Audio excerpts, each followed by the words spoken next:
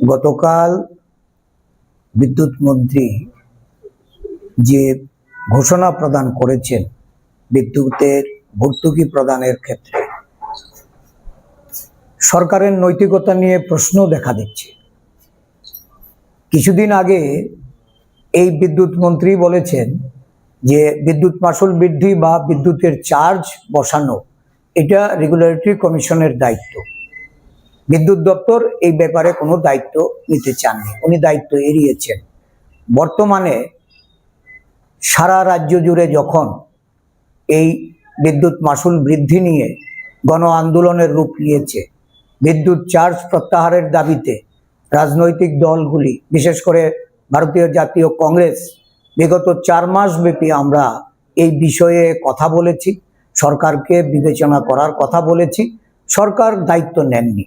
যখন দেখেছেন যে সারা রাজ্য জুড়ে সাধারণ গ্রাহকরা সরকারের বিরুদ্ধে চলে যাচ্ছে, ভীত সন্ত্রস্ত হয়ে ভর্তুকির নামে 100 কোটি টাকা সরকার বহন করার ঘোষণা দিয়েছেন। অত্যন্ত অদ্ভুত এই মানসিকতা যে মানুষের পকেট কেটে বিপুল পরিমাণ অর্থ আদায় করে এখন ভর্তুকির কথা যখন বলেছেন, তখন শাসক দল ধন্যবাদ জানানোর জন্য ধন্যবাদ র্যালির আহ্বান করছে।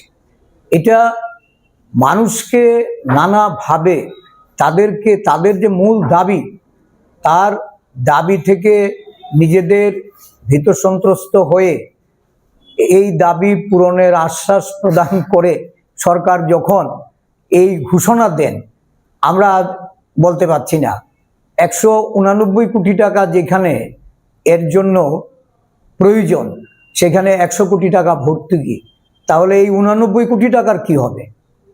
এর দায় কে নেবে?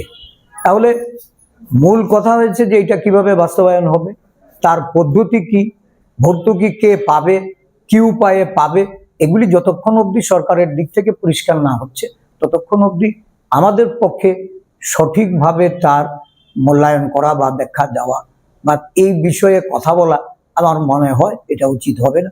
আমরা আগে দেখি যে সরকার কি উপায়ে ভর্তুকি প্রদান করছেন বা মানুষ কিভাবে এর থেকে রিলিফ পাবেন, তার উপরে আমরা পরবর্তী সময়ে আমাদের দলের অবস্থান আমরা বলব। গতকাল বিদ্যুৎ মন্ত্রী যে ঘোষণা প্রদান করেছেন